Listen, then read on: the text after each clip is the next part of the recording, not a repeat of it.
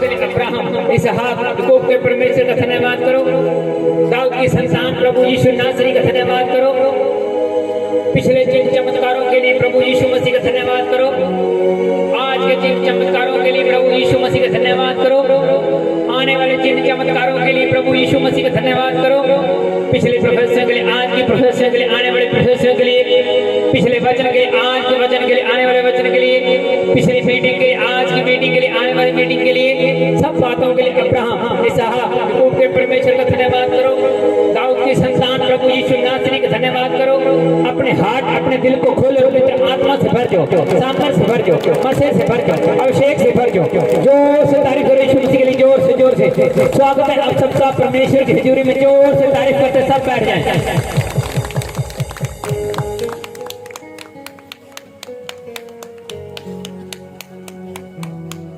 सभी बोलो हालेलुया। जोर से तारीफ करें यीशु मसीह के लिए। और कितने लोग खुश हैं? जोर से तारीफ करें इस खुशी के लिए।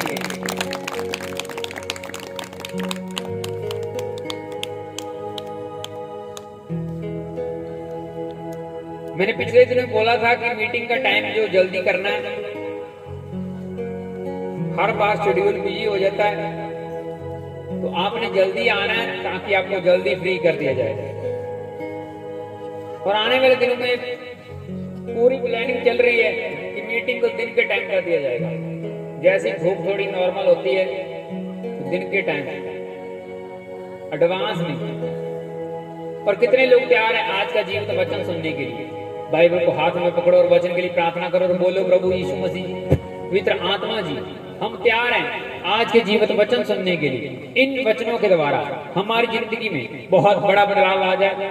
इन वचनों के द्वारा हम 100 गुना फलों को लेकर आए और ये फल सदा हमारे पर बने रहे। यीशु मसीह के सामर्थ्य नाम में मांगते हैं, आमीन। ध्यान से सुनना, बुद्धि खोल के सुनना। बाइबल किताब मत्ती उसका 26 उसका 75 नंबर वचन पढ़ेंगे ओनली। 75 मत्ती 26 से लेकर 70 अध्याय है और आयत जो है 75 है।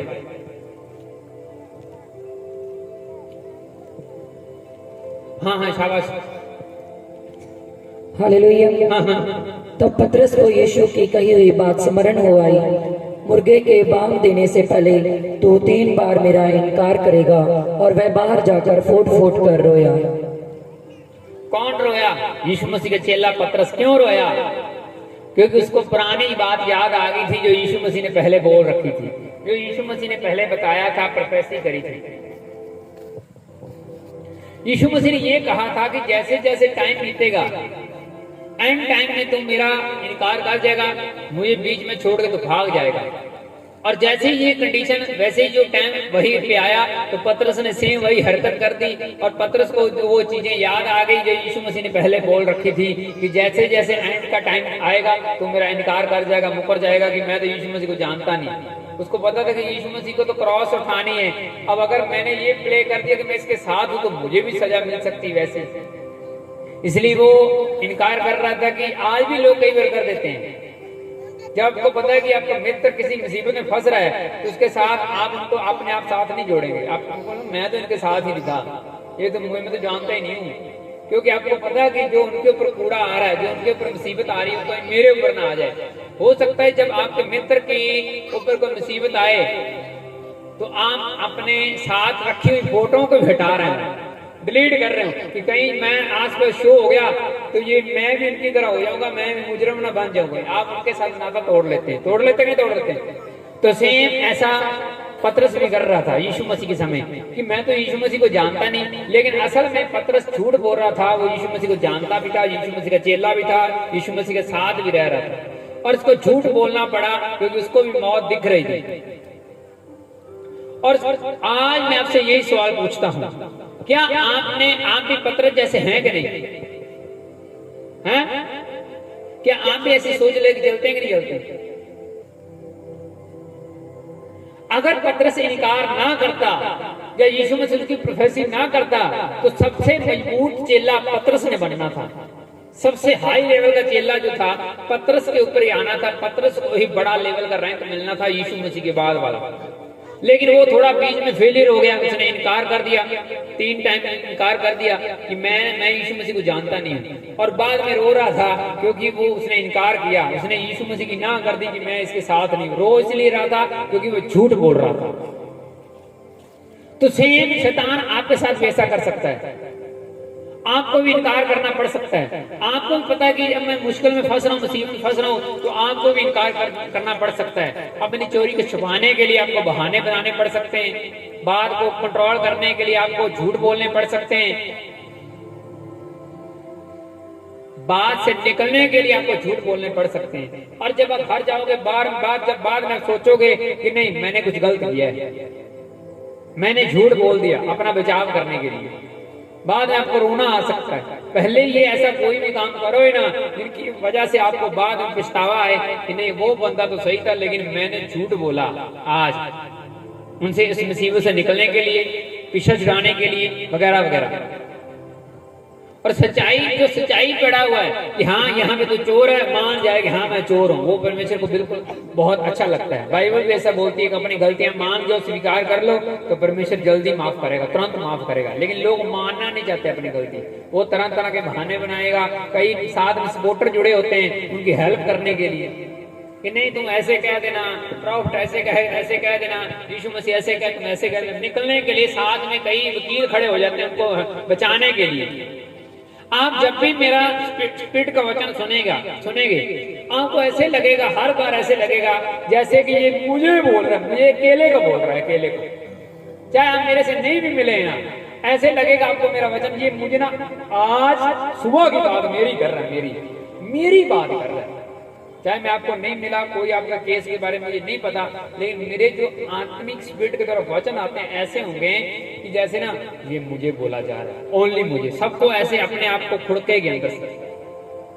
हाँ, लेकिन जो चीज जिस वचन में आप नहीं हैं, आप नहीं है, मान लो आपके साथ किसी ने बुरा किया तो आपको दिमाग में आ जाएगा नहीं देख लो आज परमेश्वर का वचन भी वही बोल रहा है, उसने मेरे साथ बहुत बुरा किया।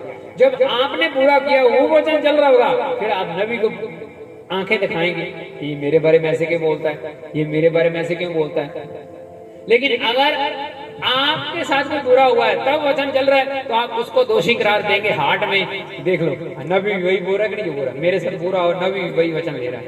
तो आप दूसरे को अंदर याद करेंगे जिसने आपके साथ बुरा किया। लेकिन आपने जो किसी के साथ बुरा किया वो वचन चलेगा तो फिर आपको नबी बुरा लगेगा, वचन सुनाने वाला बुरा लगेगा। लेकिन सच्चाई तो सच्चाई रहनी है। पतरस इसलिए रो रहा था क्योंकि वो सच्ची वाला झूठ बोल रहा था। वो झूठ बोल रहा था कि मैं तो यीशु मसीह को जानता नहीं, परेशान था, दुखी था। झूठ कब लोग बोलते हैं? जब उन्होंने अपना बचाव करना हो, अपनी मुश्किल से बाहर निकलना हो, जब बनावटी तरीके से अपने दिमाग की खोज से, अपने दिमाग के सिस्टम से, मुसीबत से बाहर निकलने के लिए लोग झूठ बोलते हैं। झूठ तब बोला जाता है जब कोई मतलब निकालना हो, जब अपनी मुसीबत को टालना हो, तब झूठ बोला जाता है। अदरवाइज आप झूठ नहीं बोलते। नॉर्मल व्यक्ति झूठ नहीं बोलता, उनको पता है कि ये नॉर्मल है। हाँ, किसी गवाही देनी हो तब आप बड़ा सच बोलते हैं। अगर आपका कोई मित्र है तब आप उनकी सपोर्ट में झूठ बोल सकते हैं, लेकिन किसी को फंसाना हो तब बड़े आप सच बोलते हैं, अपनी सच्चाइयां जार करते हैं, ऐसा है सच। इससे अच्छा है कि आपको बाद में भुब्बा ना मार कर रोना पड़े, पश्चाताप ना करना पड़े। पहले अपने सिस्टम के अंदर उसी तरीके से चलो कि बाद में आपको चीखना ना पड़े, रोड़ा ना डालना पड़े। इसलिए अलर्ट रहें। आप पहले परमेश्वर के कामों में अड़चन डालें ही ना। ऐसा कोई भी वचन के बाहर काम ही ना करें जिनके बाद आपको नाक रगड़ना पड़े, यीशु मसीह के आगे माफिया मांगनी पड़े कि मैंने उसके साथ बुरा किया, वो आत्मा पाए हुए बंदे के साथ मैंने बुरा किया, देख लो आज मेरी ये हालत हो गई, मुझे इतनी मुसीबतें आ गई कि मुझे अपने नबी को झूठ बोलना पड़ गया। अपने बचाव के लिए, अपने रैंक को बचाने के लिए, अपने लेवल को बचाने के लिए कई बार झूठ बोलना पड़ता है। लेकिन उससे होगा क्या? आपका परमेश्वर से नाता जो है कमजोर हो जाएगा। मैं सच बोल रहा हूं। जैसे ही पतरस ने इनकार किया, वो रो रहा था कि मेरा यीशु मसीह मेरे हाथ से चला गया। क्यों? क्योंकि उसने इनकार कर दिया था कि यीशु मसीह का ना तो मेरा रिश्तेदार है यीशु मसीह, ना मैं यीशु मसीह को जानता, ना उसके साथ, उसने नाता डिस्कनेक्ट कर लिया था सारा यीशु मसीह के साथ। इसलिए रो रहा था कि मैंने अपना मसीहा हाथों से इनकार करके छोड़ दिया। इतने साल उसके साथ रहा, आज मैं उसका विरोध करके, इनकार करके, आज मसीहा को मैंने अपने जुबान से अलग कर दिया कि मैं तो जानता ही नहीं। और यही चीज यीशु मसीह को बुरी लगी कि इतने साल इनको डंगरों से इंसान बना दिया। ये तो मछलियां पकड़ता था, इधर उधर घूमता था, मैंने इनको इतनी सामर्थ दे दी बड़े काम करने के लिए, इतना कुछ दे दिया, ब्लेसिंग दे दी, आज ये मेरा ये इनकार कर रहा है। इसलिए यीशु मसीह को अंदर फील हो रहा था कि इसने इनकार नहीं करना था। यीशु मसीह की तो प्रोफेसी है। इसलिए बाइबल बोलती है कि विश्ववाणी को तुच्छ ना समझे। आपकी कोई भी नेगेटिविटी प्रोफेसी आ रही है तो आपको शॉक, हैरान हो जाना चाहिए, अब इसका बनेगा क्या। लेकिन लोग हैरान नहीं है, वो मजे से सो रहे हैं, उनको कोई सिरदर्दी नहीं है, कोई बात नहीं, नबी हमारे से जेलसी करता है इसलिए मेरी विश्ववाणी कर रहा है। उनको कोई डर नहीं, कोई खतरा नहीं है कि आने वाला फ्यूचर क्या होगा। पुराने टाइम में जब लोगों की प्रोफेसियां आती थी खतरनाक, वो कपड़े फाड़ देते थे, रात के ऊपर बैठ जाते थे, रेत सिर के ऊपर डालते, पश्चाताप करते थे कि परमेश्वर ये कष्ट जो हमारे ऊपर आ रहा है इनको हटाओ, कंट्रोल करो। लेकिन आज लोगों को कोई सिर दर्द नहीं, वो बोलने वाले के विरोध में खड़े हैं कि मेरे बारे में ऐसे क्यों बोल दिया, मेरी प्रोफेसी ऐसे क्यों कर दी, ये मुझे बुरा लगता है कि मेरे बारे में बुरी बुरी बातें करता है। जानते हो बाइबल में ऐसा कौन करता था? जब प्रोफेसी होती थी तो कौन चिढ़ता था बाइबल में? उसको दुख, उनको प्रॉब्लम होती थी कौन से नबी से? कौन सा एक व्यक्ति था जिसको एक नबी से बड़ी प्रॉब्लम थी कि ये बंदा ना मेरी जिंदगी में कष्ट ही देता है हर बार, इस बंदे की वजह से ना मेरा विश्व चेंज हो चुका है, हर बार ये मेरे विरोध में कोई ना कोई बात करता है। कौन सा बंदा नबी से तंग था? बता सकते हो? बता सकते हो? कोई बता सकता है? बताया करो, कोई बात नहीं, एक बार गलत हो जाएगा, कभी तो स्ट्रांग हो ही जाओगे। बता सकते हो कौन सा बंदा दुखी था उस नबी से कि ये धरती में पैदा हुआ तो मुझे मुसीबतों ने घेर लिया? कौन सा नबी? हाई लेवल का नबी था, बहुत मन्ना प्रमाना नबी है बाइबल में। उनसे एक बंदा दुखी बड़ा चढ़ रहा, वो मुंह के ऊपर बोलता था कि तुमने पंगा पाया हुआ, तुम ना होता ना तो मैं जिंदगी अच्छी जी रहा होता, हर बार संकट लेके आ जाता है। कौन सा नबी था? हाँ? नहीं पता? नहीं पता? बोल दो नहीं पता। नहीं पता, ये याद नहीं। एलिया नबी को अहाब जो था, अहाब पता कि नहीं पता? सही बोल रहा हूँ? वो हर बार बोलता था कि तुमने पंगा डाला हुआ है, कभी बारिश रोक देता है, कभी कुछ कर देता है, तेरी वजह से मेरी जिंदगी खतरनाक हो चुकी है, तू ना होता ना तो मैं जिंदगी अच्छी जी रहा हूँ। वो एलिया कैसा नबी, जब चाहे आग उतार सकता था, जब चाहे बारिश रोक सकता था, जब चाहे बारिश को ऑन कर लेता था, इतना सामर्थ्य था। कौन? एलिया। और उनसे अहाब जो राजा था वो दुखी था कि ये बंदा जो भी मुंह से बोलता है वैसा हो जाता है, इसकी वजह से हमारे राज्य में बड़ी उथल पुथल हो चुकी है, हम इसको छोड़ेंगे नहीं, इसको मार देंगे, ये नबी हमारी जिंदगी के संकट पैदा कर रहा है, मार देंगे। वो हाब जो राजा दुखी था, वो शैतानी राजा, मूर्ति पूजक, वो दुखी था। एक ही ऐसा बाइबल में शख्स है खास करके अहाब जो नबी से दुखी रखा, ये बंदे की वजह से मैं कष्ट में हूं। दुखी वो रहता है अपने नबी से जो वचन पूरे नहीं करता, मैं सच बोल रहा हूँ, जो वचन पूरे नहीं करता वो अपने नबी से हमेशा दुखी रहेगा। जिसने चोरी करनी हो लेकिन नबी चोरी करने न दे, वचनों से उनको रोक के रखे, वो नबी उनको बुरा लगता है कि ये बंदा ना हमें कख नहीं करने देता, चोरी बीच में वचन लेके आ जाता है, कभी इधर से कभी इधर से, चोरी तो करने नहीं देता, हमें हिलने नहीं देता, कोई बुरा काम करने नहीं देता, बीच में ये आ जाता, हर बार वचन लेके आ जाता, उसको नबी चुपता बड़ा है उनको अंदर। ये ना होता ना आज मैं यहाँ कहीं हो जाता, यहाँ होता, ये ना होता। सेम उसके अंदर वो कौन सी स्पिरिट काम कर रही होती है? कायन वाली। कायन ये सोच रहा था कि मेरा अगर भाई हाबल ना होता ना तो मैं अकेला परमेश्वर का हरमन प्यारा होता। ऐसे संभव नहीं है। परमेश्वर का हरमन प्यारा बनना है तो वचनों से, परमेश्वर का हरमन प्यारा बनना है तो डर से, परमेश्वर का हरमन प्यारा बनना है तो वफादारी के साथ। कितने लोगों को समझ आ रहा है?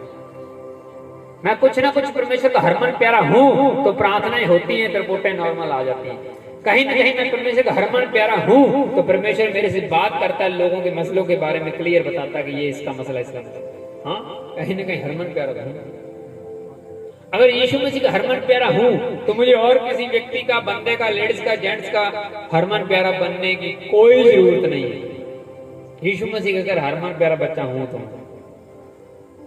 कितने लोगों को समझ आ रही है मैं क्या कहने की कोशिश कर रहा हूं। पहले ही ऐसा कोई भी काम ना करें जिसके बाद में आपको पछतावा हो कि मैंने परमेश्वर के काम को बिगाड़ा है, मैंने परमेश्वर के सिस्टम को बिगाड़ने का काम किया, बाद में आपको रोना ना पड़े पतरस की तरह। ये वचन बहुत हाई लेवल का, बहुत हाई लेवल का वचन सुन रहे हैं, लेकिन लोग घरों में मस्ती में पंखों में पड़े हुए, पंखे चला के, एसी चला के बड़े हुए, कोई फिक्र नहीं है।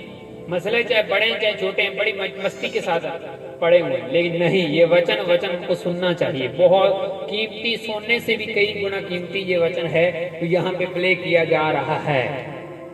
बस लोगों की निगहली है कि वचन सुनने आते नहीं। जब कोई मसला हिला होता है तब आ जाते हैं कि हमारी प्रार्थनाएं करो, हमारा ये करो, हमारा वो करो। हाँ, शॉर्टकट तरीके बनाते हैं, फिर आज ही मिलना मुझे, आज मेरा मसला हल कर दो, लेकिन वचन को सुनना ही नहीं चाहते। तो ऐसे काम नहीं चलने वाला।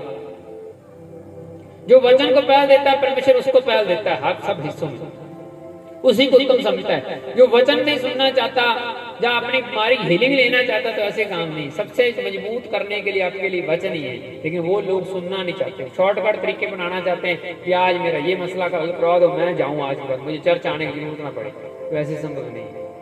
आप आए तो आपका फर्ज भी बनता है कि दूसरे लोगों को भी कैच करके लेके आए कि चलो हम बंदगी पे चलें, वचन सुने कि आज परमेश्वर हमारे साथ वचन में से क्या बात करता है। अगर आप बंदगी में आ चुके हैं तो आपके पास बाइबल होनी चाहिए कि आप पढ़ें कि बाइबल में सच्ची ऐसा लिखा हुआ है कि नबी अपनी बनावटी बातें तो नहीं सुना रहा, क्या सच्ची बाइबल में ऐसा लिखा हुआ है या नहीं। जो आपने जांचना भी है कि जो वचन सुनाया जा रहा है सही है या मन घड़ता है, वो जांचना भी है। जरूरी नहीं कि लकीर का फिकीर ही बनी जाना कि जो पादरी ने कह दिया झूठ सच बस वही मान लिया, नहीं, वो आपने चेक भी करना है। जो चीजें आपको नहीं अच्छी लगती, बाइबल से उल्ट लगती है, उसको कैच नहीं करना, उसको हटा दो, डिलीट कर दो।